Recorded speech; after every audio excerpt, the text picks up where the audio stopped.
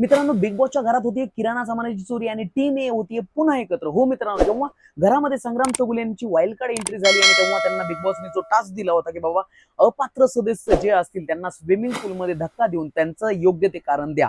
त्यांनी तो टास्क खूप छान पद्धतीने पूर्ण केला. पण त्याच्यानंतर जे जे त्यामध्ये अपात्र ठरले त्या सदस्यांना बिग बॉसने सांगितलं होतं की बाबा तुम्हाला आता फर्निचर वापरायचं, म्हणजे तो तुमच्याकडे संधी नाही फर्निचर वापरायची वगैरे, फर्निचर वापरू शकत नाही तुम्ही, घरातले लक्झरी प्रोडक्ट वगैरे वगैरे काही वापरू शकत नाहीत, खाऊ शकत नाहीत. त्याच्यानंतर जे राहिलेल्या सदस्यांना ज्यांना पाण्यामध्ये ढकललं नव्हतं त्यांना लक्झरी प्रोडक्ट बिग बॉसने खाण्यासाठी दिले होते.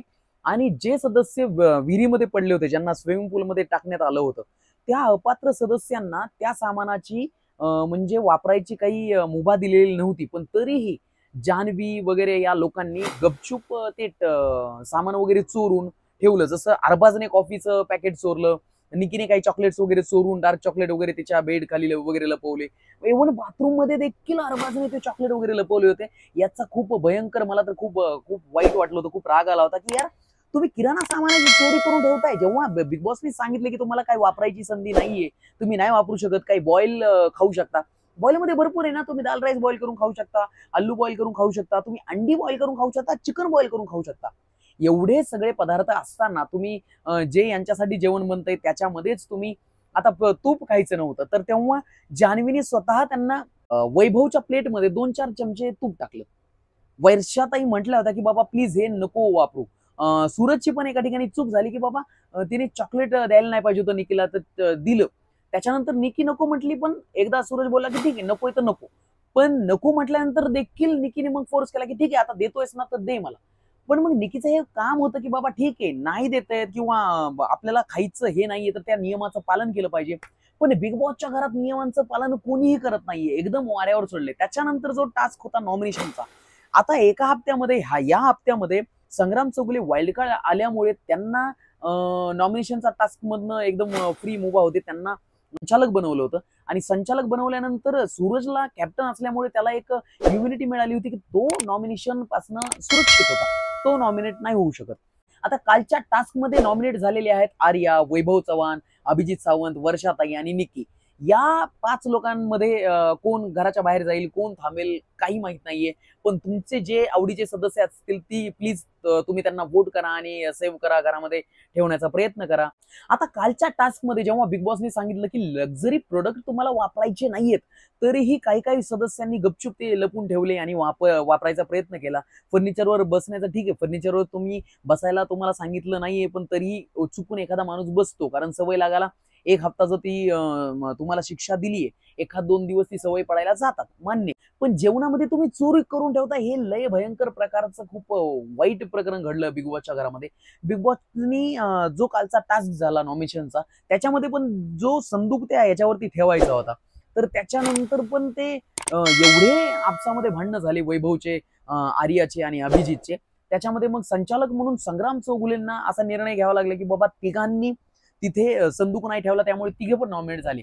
बिग बॉसने एवढी पण ताकीद दिली होती की बाबा जर तुम्ही तो संदूक वेळेवर जागेवर नाही ठेवू शकत आहेत तर आम्हाला सगळ्या टीमला नॉमिनेट करावं लागेल. तर सगळ्या टीमला नॉमिनेट करण्यापासून समजा ते थोडंसं वाचलं, पण बिग बॉसनी तेवढी धमकी दिली होती. बिग बॉस काल प्रचंड चिडले होते. मी पहिल्यांदा बिग बॉसला एवढं चिडताना पाहिलं की बाबा नाही तुम्हाला कळत नाही, एवढे 4-5 हप्ते झालेत तरी तुम्हाला ही गोष्ट कळत नाही की बाबा नॉमिनेशनचा टास्क कसा खेळला पाहिजे. बिलकुल मनोरंजन होत नव्हतं काल. म्हणजे एवढ्या बिग बॉसच्या इतिहासातला सगळ्यातला फालतू टास्क होता कालचा, मला तरी असंच वाटलं. आर्याने अभिजित सावंत त्यांना सांगितलं होतं की बाबा टीम ए कुठेतरी एक होत चाललीये का तर जान्हवीला एवढं सांगून तिला कसं कळत नाहीये की बाबा निकीच्या एवढ्या विरोधात होती, निकी एवढ्या जान्हवीला शिव्या दिल्या होत्या निकीने, तरी निकी जान्हवी काल गोड गोड बोलत होत्या का, बिकॉज जान्हवीच्या गळ्यामध्ये निकीचं नॉमिनेशनचं पत्र होतं. तरीही जान्हवीला म्हणजे निकीला नॉमिनेट करण्यासाठी सगळ्या बी टीमला एकत्र यावं लागलं आणि समजून सांगावं लागलं की बाबा तिला नॉमिनेट करावं लागेल का तर ती दुश्मन आहे, सगळ्यांची अख्ख्या घराची दुश्मन आहे. तरीही अरबाज मध्ये येऊन सांगत होता नाही जान्हवी असं नाही करायचं, तुला नाही करायचंय. जान्हवी कुठेतरी मग तिचा माइंडसेट चेंज होत होता आणि तिला असं वाटत होतं की ठीक आहे आपण निकीला नॉमिनेट नाही करायचं, पण यार ही चुकीचं आहे. तू तिला नॉमिनेट नाही करू शकत आहे. अरे तुझी पूर्ण इज्जत काढली, तुझ्या करिअरवर बोलली ती पोरगी. तुझं आता कुठेतरी चांगलं नाव होत होतं, पुन्हा तू ए टीम मध्ये जाऊन कुठेतरी ते नाव परत त्यांच्यामध्ये मिक्स करण्याचा प्रयत्न करतेय. त्यामुळे ही जान्हवी बद्दल पण आता कुठेतरी वाईट वाटायला लागते. कदाचित या शनिवारच्या हप्त्यामध्ये रितेश भाऊ जान्हवीला पण बोलतील, मला तरी असंच वाटतंय. तुम्हाला काय वाटतं ते प्लीज मला कमेंटमध्ये सांगा.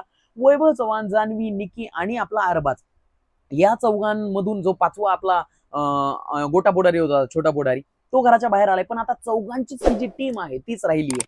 पण या चौघांच्या टीम मधून मला नाही वाटत की संग्राम चौगुले जर बी टीम कडून असतील तर ए टीम कुठेही टिकेल. मला तरी असंच वाटतं ही ए टीम टिकणार नाहीये. कारण अरबाजला राग कंट्रोल होत नाही, निकी तर बडबड बोलत राहते, जिची शाळा रितेश भाऊंच्या धक्क्यावर घेतात. आणि जान्हवीचं तर असं तळ्यात मळ्यात चालू आहे सध्या. वैभव चव्हाण ज्याला तर कोणी इज्जत देत नाही का तर त्याला अरबाज टूच म्हटलं जातं. कारण त्याला स्वतःचं अस्तित्व नाही, त्याला एवढ्या संध्या आल्या हिरो बनण्याच्या तरी तो हिरो बनत नाहीये. एवढं सगळं अरे सामान चोरून ठेवायची काय गरज होती भाई तुला? तू पण खायची काय गरज होती? तू जर तिथे स्टँड घेऊ शकला असता की आम्हाला बिग बॉसनी त्याची संधी दिली नाहीये, आम्हाला फर्निचर वापरायचं नाहीये, लक्झरी प्रोडक्ट वापरायचे नाहीयेत, तू स्टँड घेऊ शकला असता. तरीही तू स्टँड नाही घेतला, त्याच्यामुळे तू हिरो नाही पण तू झिरोच झाला. दुसरी गोष्ट, आता कालच्या टास्क मध्ये अरबाजचं काहीही कारण नसताना तो मध्ये मध्ये येऊन तू सांगत होता की नाही नाही निकीने ठेवलंय.